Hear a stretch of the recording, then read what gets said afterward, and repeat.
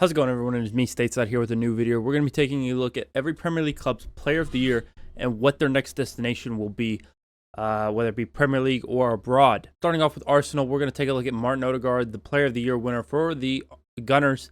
The only way I see him leaving Arsenal is if he moves abroad back to Spain for his Real Madrid redemption arc. But even then, I don't see that happening. I would have to see a hefty bid come in if Arsenal are planning to sell him. And I just don't see him leaving on a free either. If I'm totally honest with you, I don't see him leaving on a free. He could, potentially go back to Madrid. I think he's Arsenal's captain. He obviously has no reason to leave at the moment with everything trending upward. Absolutely zero reason for him to leave. He's got Champions League football next year. I think that he sticks around for a while, but if he is to go anywhere, it's going to be that redemption arc he needs for Real Madrid. Moving along to Aston Villa, Douglas Luiz was the Player of the Year for them. If Moise Caicedo doesn't work out, if Declan Rice doesn't work out, if players like that don't work out, they still need to have a more defensive-minded midfielder to supplement Enzo Fernandez, and I go with Douglas Luiz. I think he's already had a few links with them, but Douglas Luiz just makes sense in my opinion. I think it's a good signing all around for both teams. I think Villa's going to get an excellent fee for him. When that time comes, I could see it happening in January if Caicedo doesn't work out this transfer window. Moving along to Bournemouth, obviously Jefferson Lerma has already, I believe it's Jefferson, it might be Jeremy Lerma. Either way, Bournemouth's Lerma has moved to Crystal Palace already. I think it's done deal. I think it's been confirmed by Crystal Palace anyways. I see him sticking around there for a few years and eventually moving back to Colombia. Not quite sure what club he's going to move to, but I could see him going back to playing the Colombian League during his retirement years. As for the Brentford Player of the Year, from what I've seen, it was not actually Ivan Toney, it was Ben Mee. Ben Mee, I see just being a coach. I see him getting into coaching as soon as his career ends. I think he only has a year or two left probably in his career. I see him moving on as a manager in his future. I think could definitely be an opportunity. Moving along to Burnley, Josh Cullen, the Irish midfielder, was their Player of the Year according to whatever Google I did. I obviously Googled these because not everybody had theirs readily available. Not every club put it on their website, so I had to kind of bounce around and find kind of the consensus. I had to kind of find a consensus there for players. So Burnley, Josh Cullen, I have going to Celtic. I think he just kind of makes sense. He plays there for another year or two. He kind of phases out of the team as they stay in the Premier League, and he moves along to Celtic where they get a couple million for him, and he gets to still start the rest of his career. As for Brighton, obviously, Alexis McAllister, their Player of the Year, has already moved along to Liverpool. But besides that, again, I still think he's an overrated player, as I've said multiple times. So I could see him moving abroad, obviously, maybe to Serie A. But for case of this, just because I think he's an overrated player, I could see him moving to Fulham in about 3 or 4 years if they're still sitting in mid-table. Chelsea, I'm going to go with Thiago Silva, of course, their Player of the Year. There was no other option for Chelsea's Player of the Year, let's be honest. He's going to retire with Chelsea. He has no other real reason to stick around, to go anywhere else. I think he's moved in. He's comfortable. Obviously, he's probably getting annoyed with the coaching changes, but I do see him retiring a blue. For Crystal Palace, I'm going to go with Michael Olise, or not, I'm going with the voted Player of the Year was Michael Olise, and I see his next move being Paris Saint-Germain. I just feel like this move makes sense for him. It makes sense for PSG. It makes sense for Crystal Palace. Crystal Palace are going to get a decent fee, of course, again. And I think that this move kind of makes sense. I don't see him getting into the top 6 side, but I do see him playing Champions League football. And that's why I have him where he's going. Everton, Jordan Pickford, of course, is their Player of the Year. He's been their Player of the Year probably the last 3 or 4 seasons, if I had to guess. I see him going to Tottenham in the future. Obviously, this was written before they officially signed the Empoli, I believe it was, goalkeeper, this Italian goalkeeper, is when I wrote this, but I still see him eventually getting picked up by Tottenham, whether it's as a free agent in a few years or signed on in a few years. I could also see him sticking around at Everton until he retires, unless they get relegated. But Jordan Pickford, next spot in a few years, could see him at Tottenham if this Italian goalkeeper doesn't work out. Fulham's João Paulinho. I'm going to say Barcelona. I don't see him getting linked many places. I think he's a very, very good midfielder. Obviously, a few teams were battling out with Fulham for his signature, and so I just went with Barcelona. I feel like might try to get him in a few years. As for the situation at Liverpool, I really don't know who I see. Alisson was voted their player of the year. I really don't see him going anywhere.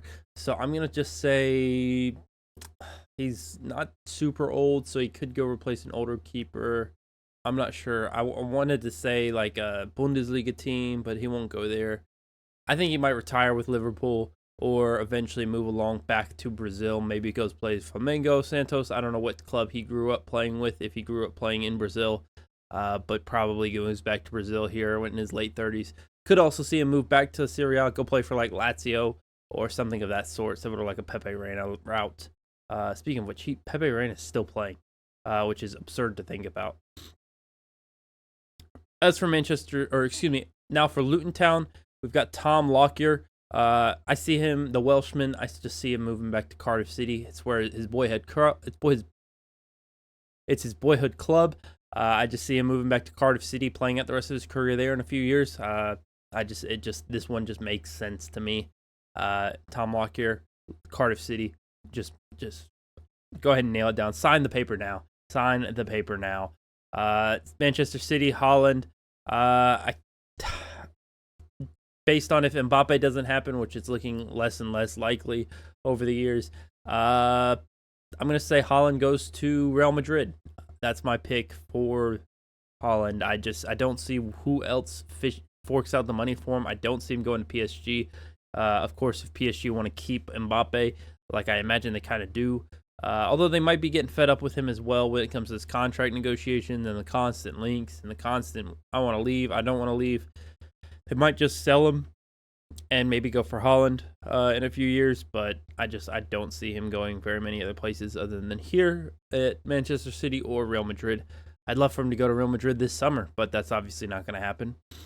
Manchester United, Marcus Rashford, he's not going anywhere, let's face it. Marcus Rashford, even if he retires at 32, 33, he'll retire with Manchester United. He'll probably break all sorts of records at Manchester United. He wants those records. He'll be a future captain, and who knows what else he'll do. I don't see him leaving Manchester anytime soon. Up next for Newcastle United, Trippier. He's retiring a Newcastle United player. Kieran Trippier has no reason to go anywhere else. He's got Champions League football. He's Newcastle's start of their project. It was extremely appealing for him to go there in the first place, and now he's able to retire with them. I see this one working out all the way around. Nottingham Forest, Morgan Gibbs-White, I see going to Everton. I feel like this one just has Everton written all over it. I think next year Nottingham Forest get relegated, and then I see Everton snatching up Morgan Gibbs-White. I don't see Morgan Gibbs-White really getting a Big Six opportunity. I don't see him really going to Fulham. I don't see him going to Palace. I don't see him going to Brentford or Brighton. I don't see him going to those clubs, so I think he's going to go to Everton for a few years and then maybe make that leap. Also depends on what he does next year, but I do see Everton snatching him up regardless. Sheffield United, India, I believe is how you pronounce it. India. I'm not quite sure how you pronounce it, but I see him going to Galatasaray in about 10 years. He's 24 right now. I see him playing there until he's 34. I don't see him being good enough to make a move elsewhere in the Premier League. Don't see him being bad enough to make a move to the Championship. If Sheffield United go back down, he goes with them. If they stay up, he stays with them. And he's going to be influential to them, kind of like a Philip Billing, where he's not going to do anything. He's not going to go anywhere if they go down. He's also not going to go anywhere if they stay up. He's just kind of there. And so I think India is going to do a similar thing, staying at Sheffield United until he eventually moves abroad to Galatasaray to Turkey. Tottenham, Harry Kane. Manchester United is where I'm going to say Harry Kane goes in a year's time. I don't think he goes this summer. I think he goes in a year's time as a free agent. Obviously you could say Osimhen goes to United. You could say Kane goes to Madrid. I think Kane wants to stick around in the Premier League. I also think that he'll. It's difficult because Madrid comes calling, you answer, and I feel like Madrid will call Harry Kane. I don't know if Harry Kane will answer that call. Realistically, just because he'll probably, want to keep his records here in the Premier League, and go chase those. As for West Ham, Declan Rice, I mean, let's face it, he's going to Arsenal, hopefully. Please, please, please. I know City just put in a bid today, but I do think he wants to be an Arsenal player, I think, and I do hope that ends up happening in hopefully the coming days. Honestly, I hope Arsenal put in a fourth bid, and it's the price that West Ham want when it comes to signing Declan Rice. And lastly, Wolverhampton Wanderers, Ruben Neves, he's obviously going to Saudi Arabia, Al Hilal. I see him moving to Newcastle. Don't ask why. I feel like a loan move to Newcastle could happen. I feel like a purchase by Newcastle could happen in January. I feel like a few of these Saudi League players could end up at Newcastle.